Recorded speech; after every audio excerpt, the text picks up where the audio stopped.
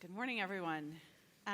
It looks like we have 4 panelists up here, 4 people, but we have rather at least 25, including not only Doug Brinkley, Nigel Hamilton, John Meacham, and Sally Bedell Smith, but also Queen Elizabeth, King Charles II, Diana, Pamela Churchill Harriman, William Paley, Hillary and Bill Clinton, FDR, JFK at least twice over, Field Marshal Montgomery, Abraham Lincoln, Thomas Jefferson, Andrew Jackson, John Lewis, Winston Churchill, George H.W. Bush, Theodore Roosevelt, Gerald Ford, Walter Cronkite, and I think I'm missing at least 5 more.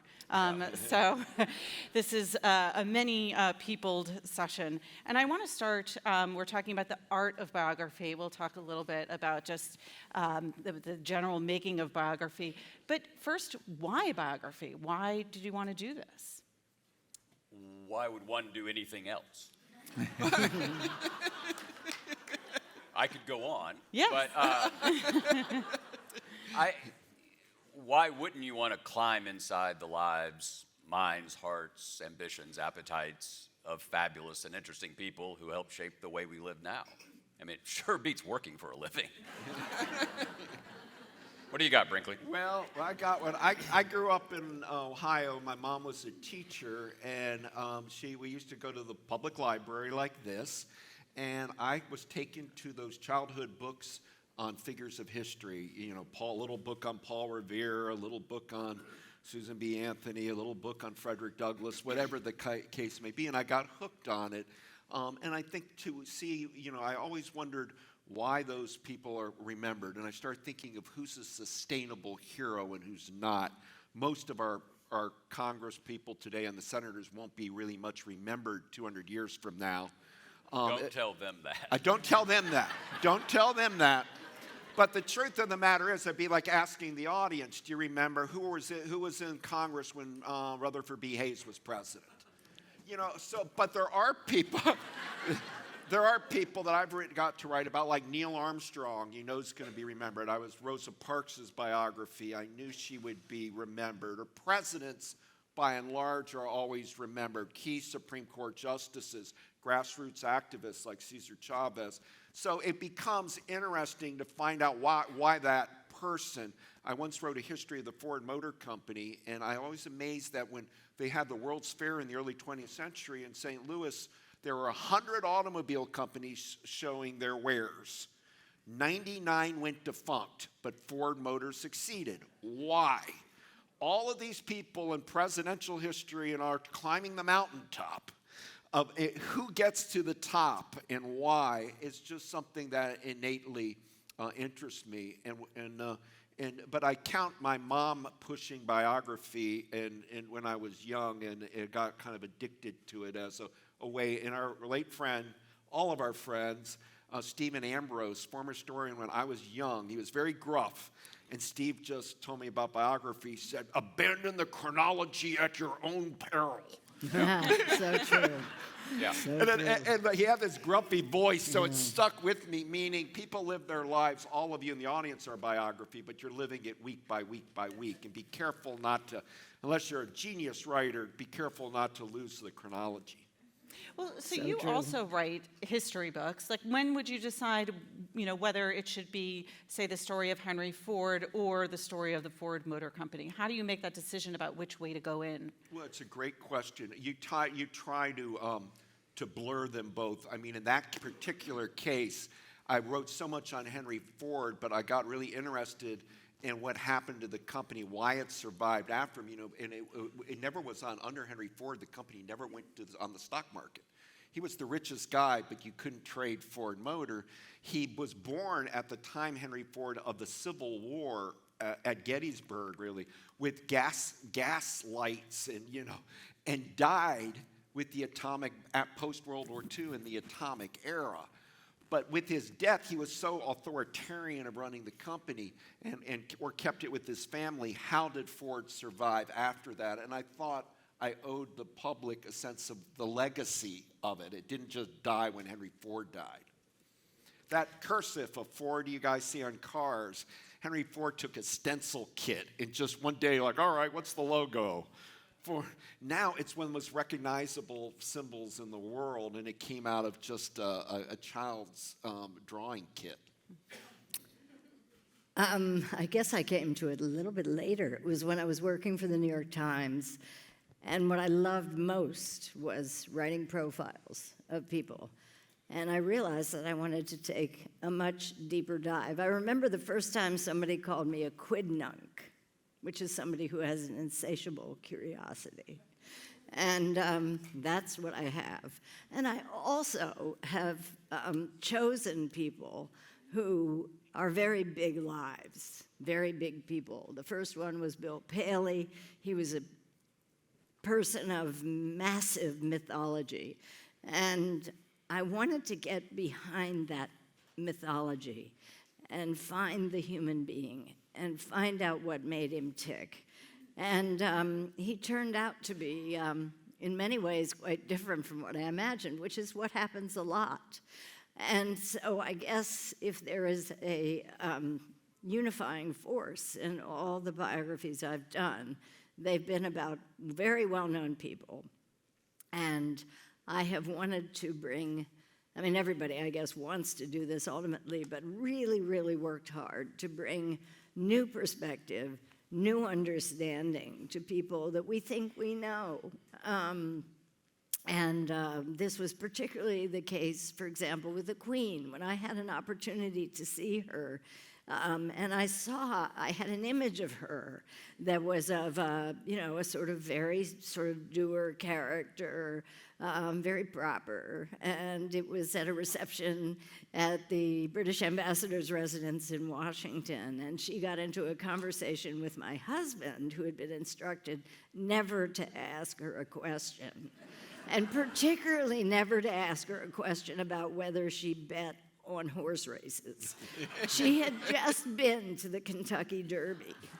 And Steve, in his younger, more dissolute days, was sort of a railbird, and he knew a lot about horse racing. He knew how to read a race. And he said, "So, ma'am, did you put a wager on Street Sense?" And Street Sense was the winner at the Kentucky Derby. And she sort of looked at him, and then she twigged that he knew what he was talking about.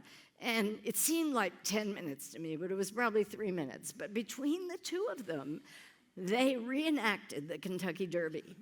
And I thought, whoa. And she was literally going like this, and she was moving her hands around, and her eyes were flashing, and she was smiling, and I thought, there's somebody else here.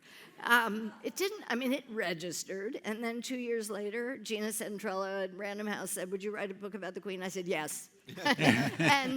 And the whole purpose was not only to explain what she did, why she was important, but also to reveal the private queen that we have actually seen glimpses of in the last few years.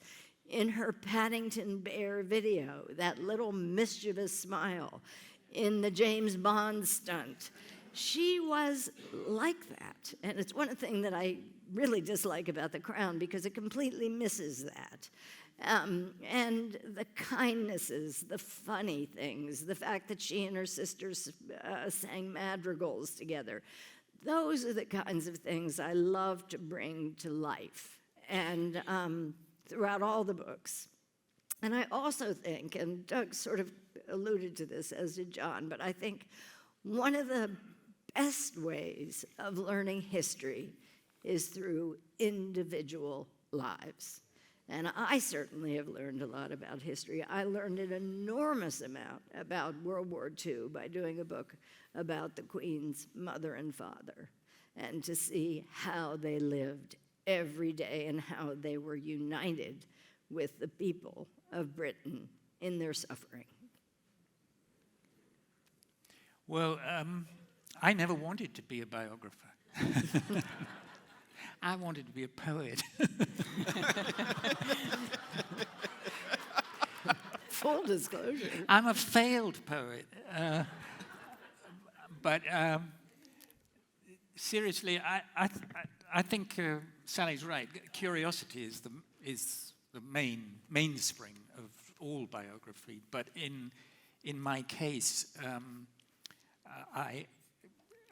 my first wife, who's died many years ago, was German, and we went on holiday together with our baby and to Cornwall in England, and it was the most beautiful cottage on the most wonderful coastline, and my wife just stayed indoors reading a book, and it was written by Heinrich Mann. And finally, after 2 days, I said, we haven't rented this place just for you to sit and read a book in German about Heinrich Mann. So she said, well, you read it. So I read it, and I said, is he related to Thomas Mann? She said, yeah, he was his older brother. I said, wow, I didn't know that.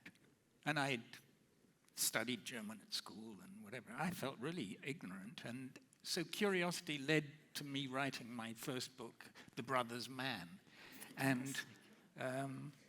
And then I think one thing, it's interesting, Sally, you actually met the Queen. I also gave my very first history book to the Queen in a little presentation ceremony when I lived in Greenwich in London. But I do think that you often find that an author is, a biographer, is sort of triggered into doing biography because they've met the subject.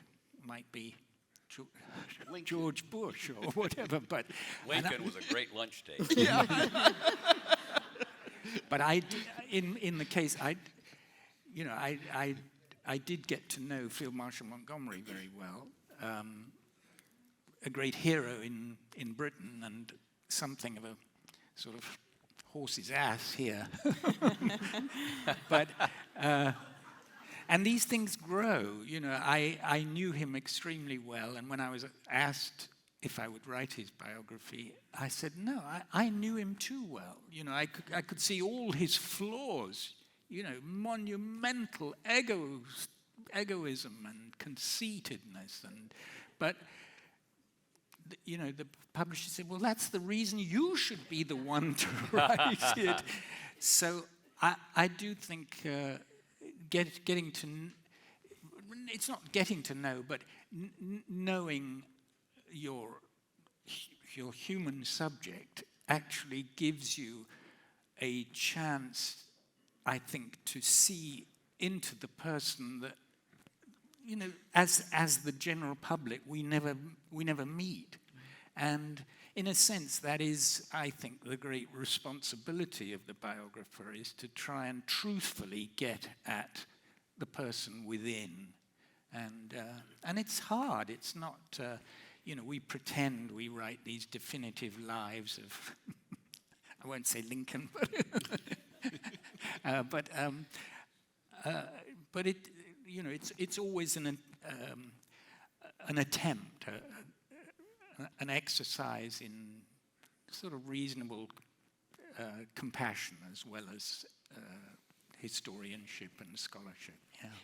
Well, you talked about the opportunity that you have when a subject is alive, because you have the chance to meet them, interact with them, perhaps interview them, but love to hear about the challenges too, particular to writing about someone who's alive as opposed to someone who's dead, and kind of how you negotiate that. And John, obviously you've done that. Well, in my case, the challenge was Barbara Bush. May we all someday be protected by someone as strong as Barbara Bush. So to Nigel's point and to Sally's, I did the book about George H.W. Bush because I met him and because I was surprised by that encounter. I had been an undergraduate during his presidency, so I thought the Gulf War had something to do with Destin. My roommate in college was Jack Daniels, so I was not tuned in, particularly tuned into things. And so I had this kind of Dana Carvey view, not gonna do it, As Dana once said, the key to doing the old man's voice was Mr. Rogers trying to be John Wayne. It's a perfect description. And so in 1998, Labor Day 1998, our friend Michael Beschloss and I went up to Walker's Point to interview the president, former president, and Brent Scowcroft about a book they'd written about foreign policy. And in about 7 minutes, I thought, oh, if you're going to put the fate of your nation in someone's hands in a nuclear age, that's a pretty good set of hands. And it was a visceral reaction because George H.W. Bush had a kind of quiet, persistent charisma. It was not Bill Clinton's, it was not John Kennedy's, but it was this sense that he was interested in you in a genuine way. It wasn't put on exactly. And he had these big hands. And this is a case of Plutarchian, like being in the room with him. And he was a lefty, and he talked with the big hand. He talked with this hand. And I thought there's some gap here between, somebody out watching this drama, the Bush drama, and then being in the room with him. And, he was tall, and being tall in the Bush family was very important. And he used to call people little guy, like Gorbachev. Yeah, good little guy. And the challenge, to your question, Pamela, the challenge was I didn't fall in love with George Bush, but I did come to love him. And that's different. And the last story about this is it took 17 years to write this. It was supposed to be posthumous, but the son of a bitch wouldn't die. I'd bring it up, he'd say, not gonna do it. When it was all done, at that point he had a form of Parkinson's, and so he couldn't hold things. Never complained, by the way. Classic WASP. Never mentioned it. And they were reading, he had folks reading a couple of chapters a day to him of the book. And so I was in Maine, and I said, I want to take today's duty and read the 2 chapters. And it was a bizarre experience, as you might imagine. Maybe you read De Monte, but I doubt it. And it was the point in the story in 1989 when John Tower's nomination is blown up, Dick Cheney is brought out of the House leadership. It's one of those butterfly moments to become Secretary of Defense, thereby opening a path in the leadership for Newt Gingrich, right? So follow that bouncing ball. And so I get to the point for the first mention of Newt Gingrich becomes the House whip, I guess, the GOP whip. The old man had not reacted at all during this whole thing. And he's sitting there like this. And I get to Gingrich, he goes, oh, Jesus, Newt. Tells you everything, right? Well, the building on this idea of biography of living people, and it is different when you're having to deal with somebody who's alive. It's really the key difference that we got to look at. Yeah. My big one on a live person was Rosa Parks, because I used to take kids, inner city kids, out of New Orleans on a magic bus program, right. And I bring high school kids all over the South to study the civil rights movement. And we'd meet with Julian Bond and John Lewis and Ernest Gaines and all of the Ruby Bridges who integrated France Elementary School in New Orleans, on and on. But when we go to Montgomery, Alabama, did the civil rights tour, I went to the housing project where Rosa Parks lived, and there was no historic marker, no museum. It was like Rosa Parks never had existed in Montgomery. And I brought students, and we banged on the door of this housing project, and a working couple was there, and they came out and said, oh, yeah, this is where she lived. And I left thinking, where is the scholarship on Rosa Parks? At that point, there were 200 books on Martin Luther King Jr.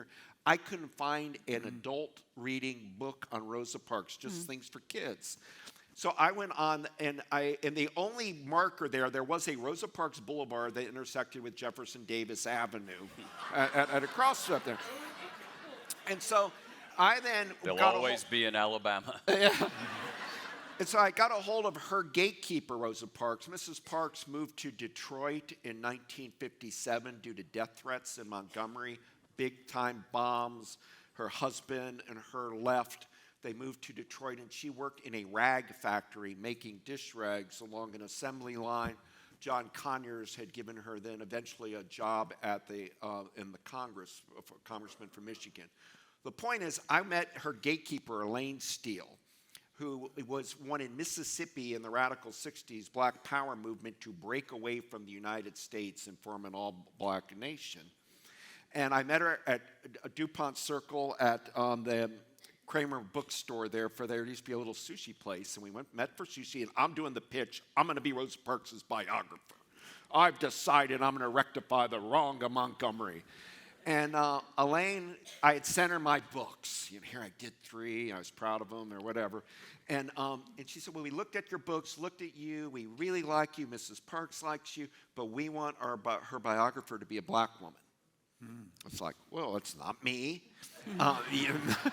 I guess this is a polite blow-off, but I got it, too. I got what they were saying, and we talked about it a little, and she could see I was so, no access is what I walked out thinking.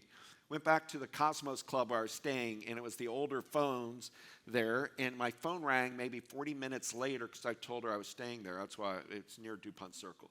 I picked up, and it was Elaine, and she said, I hated hearing me say that to you. Because you do good work, and you're here, and I don't really have the other person yet in mind. And she said, so you're it. And then they went overboard in adopting me.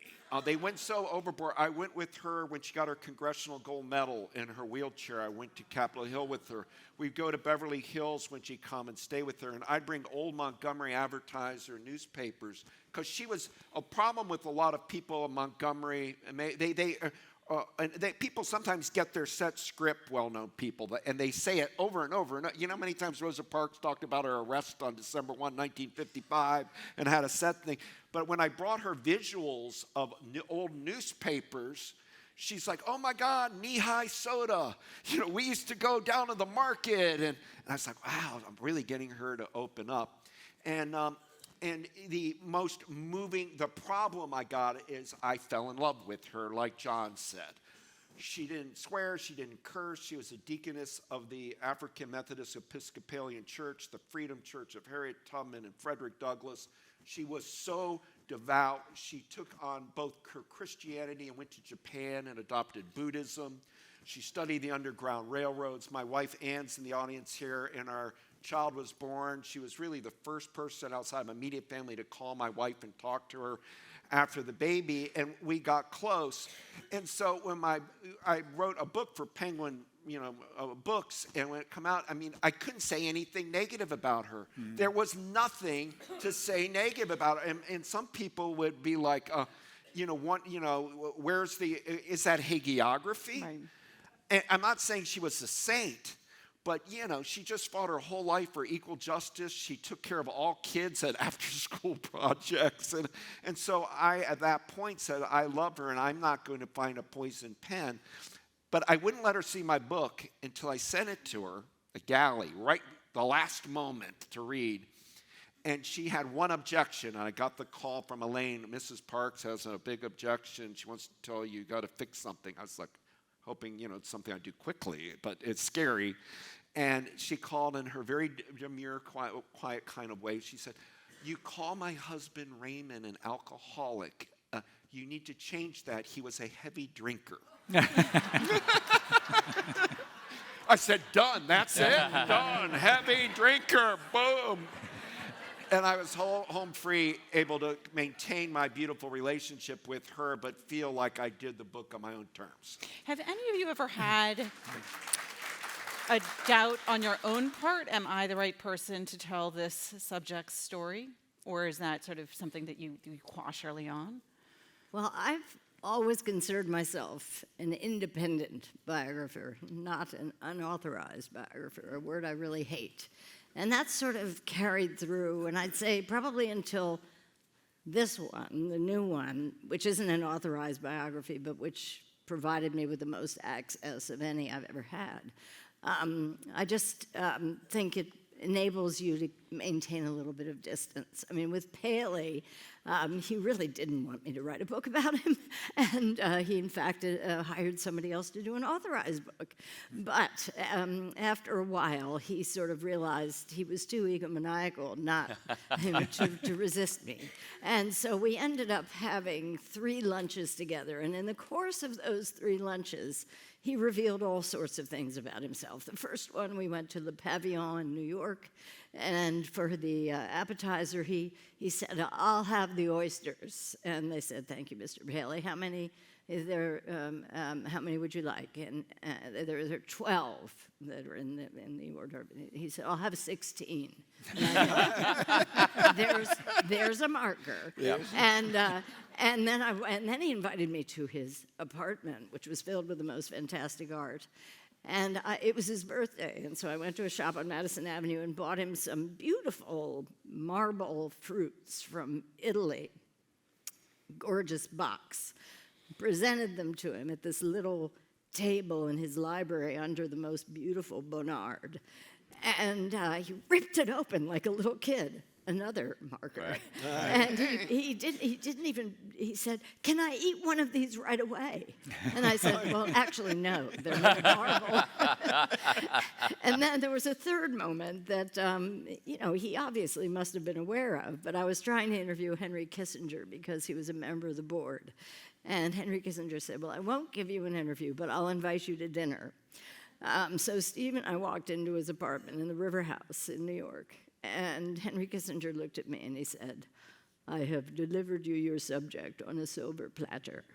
And I watched for the whole evening Bill Paley interact with all these women who were important in his life. And so that was another glimpse.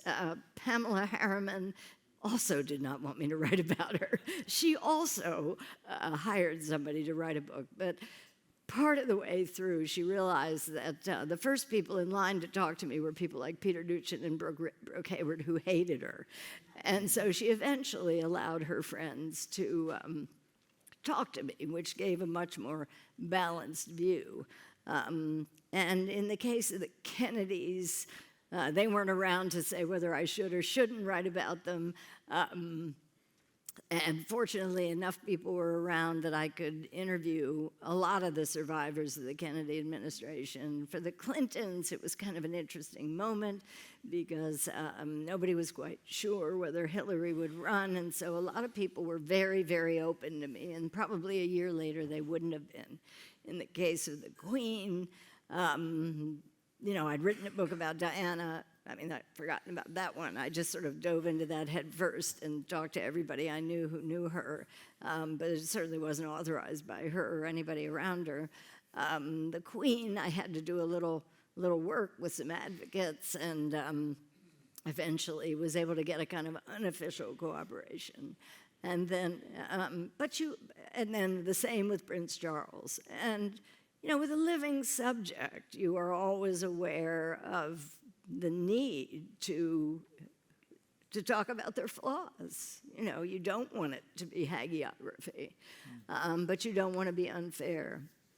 And in the case of this book, they were long gone, and the key was getting access to their papers, which the Queen did give to me. And I suppose that has influenced my view, because they emerged from the papers in different ways from what I had imagined, and they emerged as sort of incredible leaders and very admirable people. So it was wise of the Queen, I think, in my humble estimation, to have given me access to the papers. I just say something, 10 seconds, and then I don't want to take Nigel's time.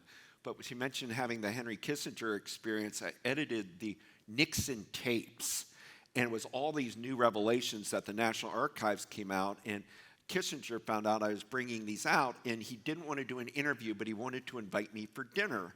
And I went over for dinner, hoping it would evolve into an interview. And the first thing Henry Kissinger said to me, who I knew a little bit from, I've interviewed him for a Dean Acheson book, etc. But the first thing he said to me is, "Doug, don't believe the tapes." It's like, what? Bob Costa was just here saying the documents. I've got the transcripts right here. It's what you said. And he's not, don't believe them.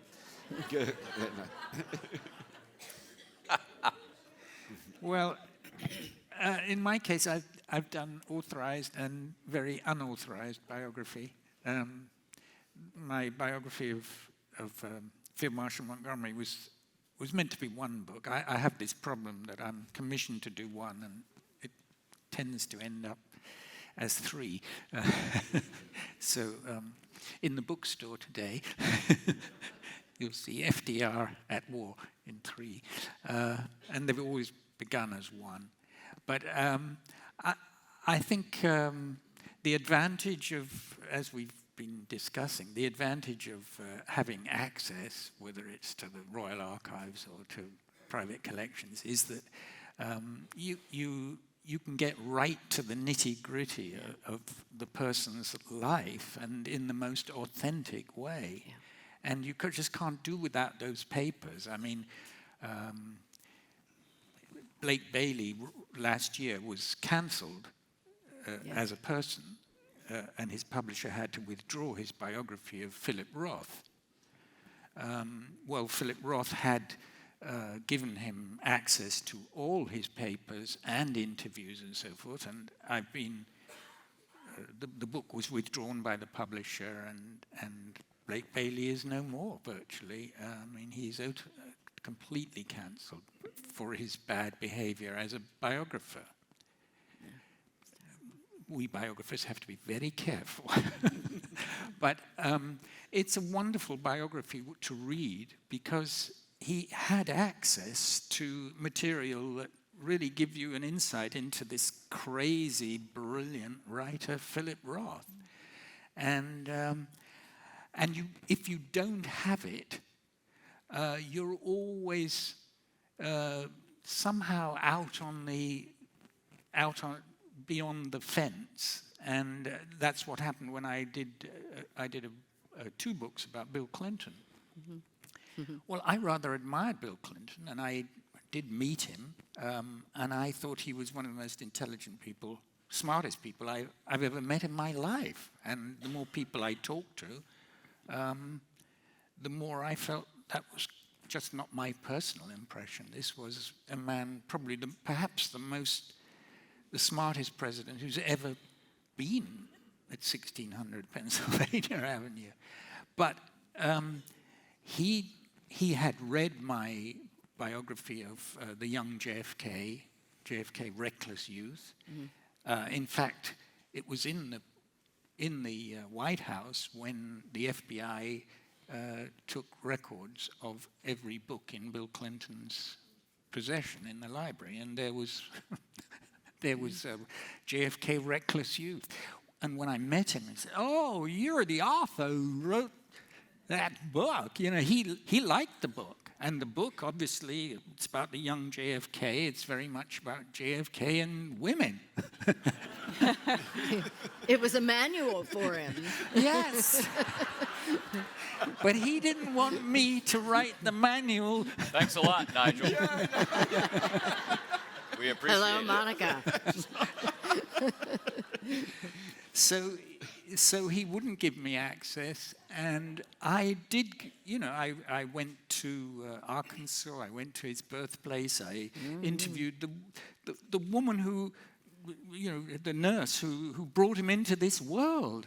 I tried my hand, his chief of staff when he was a governor in Arkansas and so forth, but it never quite got to where I would, as a biographer, would like to be, where I feel that I have enough, if you like, inside information to be able to draw a reasonably interesting, sensible portrait of this figure. I'd just like to say one more thing about, we're talking about great people, and we're lucky to have been able to write about some very distinguished people. But, essentially, biography is writing about a human being. And that human being doesn't have to be, I'm moved by your story about Rosa Parks. That human being doesn't have to necessarily have done incredible things in this life. Who knows historically whether they're so important or not? I think we go back to this business of curiosity. You know, but it's a challenge. Here is an individual who has lived or is still living, and we have a chance as writers to do something that no fictional writer, no novelist, no playwright could ever do. And that is to get at the actual truth of this person. It's not just a figurative version for the stage or for the cinema or in a novel or whatever. We, as biographers, can actually get to that as close as possible, as close as we can to that real individual. And there is something about that in terms of our own lives as biographers, where I belong to a biographers group in Boston. I spent half my life in Boston and half my life in New Orleans. And most of the people in our writers group are writing about very ordinary people. It might be their great-grandma. They might not be great people, but they are people who are significant to the author. And the main thing it's been going on for like 15 years, our group and so forth. The extraordinary thing is, even where people in this group have written their first biography, they go on doing it. In other words, you said, why biography? It's addictive. So if you're trying to get at the truth, right, you're obviously doing a huge amount of research, whether it's primary sources, being able to talk to the person if they're alive, looking at archives, and then there is the presence of other books. So with Dean Acheson, of course, you have his memoir, present at the creation. With the Pamela Churchill, you have, of course, was it Life of the Party? Was that the other book?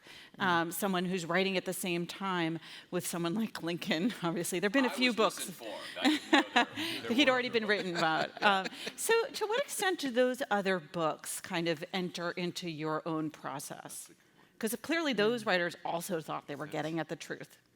I don't think, Nigel used a phrase a moment ago, I don't think there is such a thing as a definitive biography, because we're all too complicated to be captured on the page, it seems to me.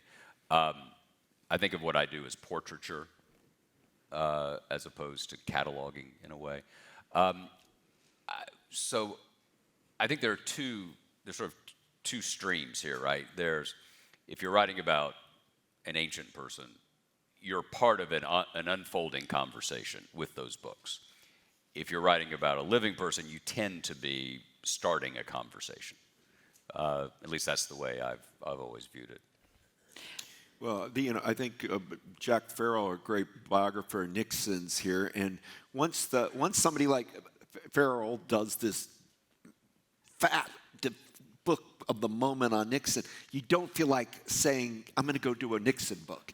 So, meaning there's just this thing that somebody just did a great one. Lincoln maybe is an exception because people always want to reinterpret.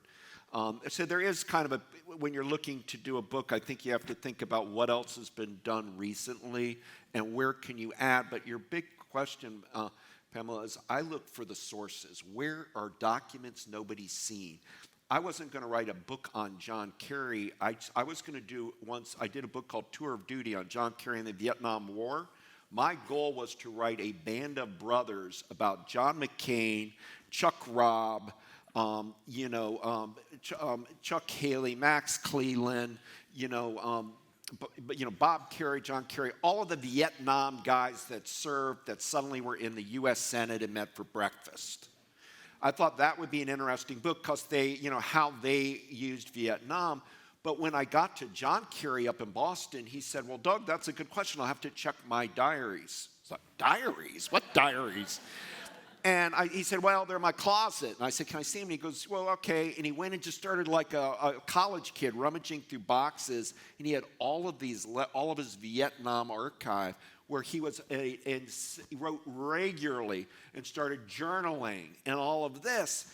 So my view of that book changed when I saw that treasure trove because I said, the better words, Vietnam's only 7 letters, but it's better because Carrie won 3 Purple Hearts, a Bronze Star, a Silver Star, the Swift Boat action, but came back and gave up his medals for Vietnam veterans. So John Kerry was the war and the anti-war movement. And I said, that's a better book.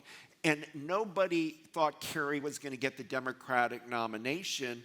I knew he was going to run, just like now Nikki Haley's just run and Pompeo. I mean, you're going to be at 50. You know, I thought he'd have a chance. But suddenly he did. And I got myself into the Swift Boat Wars by accident, having to defend that when John Kerry dies, he's going to die with the Silver Star, Bronze Star, and 3 Purple Hearts. I didn't want to be the defense line for John Kerry's medals. I never could have dreamed writing the book that somebody would go so low as to take somebody that was wounded 3 times in Vietnam and say, "Oh, those were just fragments in your neck. That wasn't a real big-time Purple Heart." I could not believe our political culture had descended to that level, and it might be those Swift Boat attacks as the beginning of the poisonous, political circus we're all grappling with today. I think it's very simple. I think you look for the people who have been overlooked, the people that can bring new information, new perspective, and that's been my MO for every single book that I've done. And it's been individuals. It's been, in the case of Diana, for example, I found the headmistress of her school, the matron of her boarding school. They both described to me the bulimia that she had when she was a teenager. Nobody knew about it. Things like that I'm always looking for. In the case of the new book, obviously the Royal Archives were a trove of information that nobody had seen.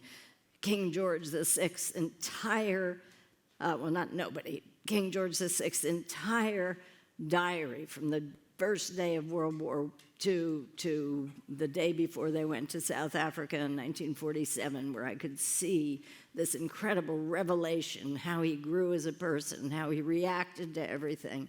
And the only person who'd ever seen all this was his official biographer back in the 1950s.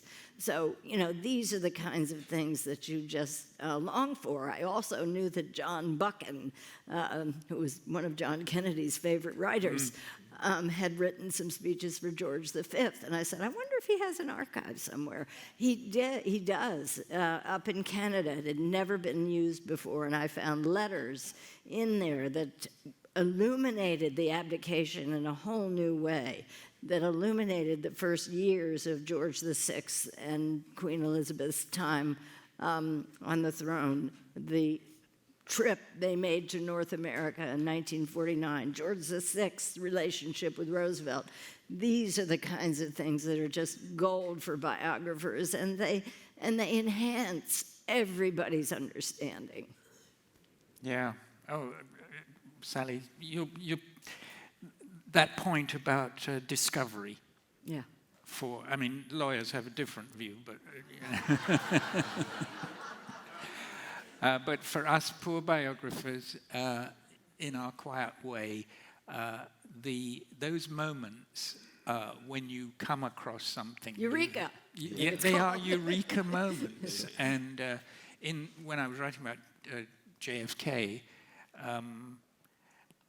I'm originally British, and I felt I was not struggling, but I came with a great deal of innocence.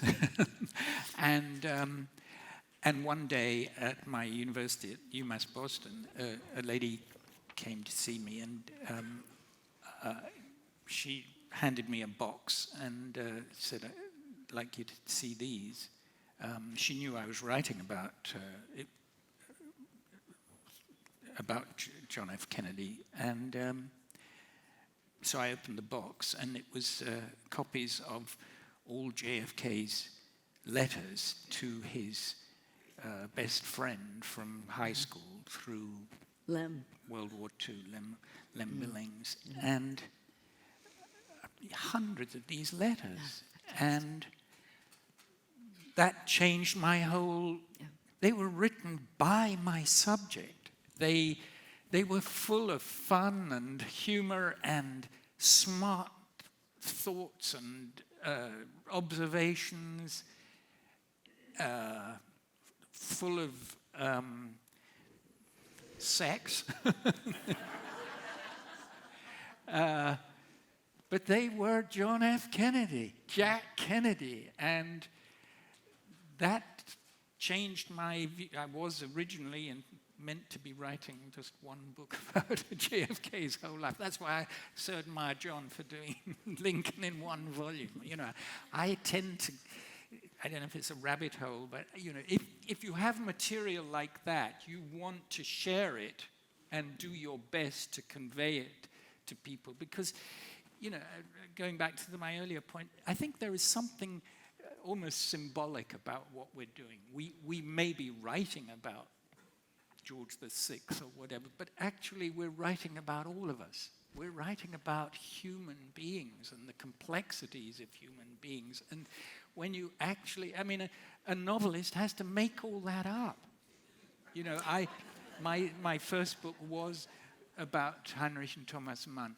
Well, you know, there is a wonderful new novel of the life of Thomas Mann by Colm Toibin.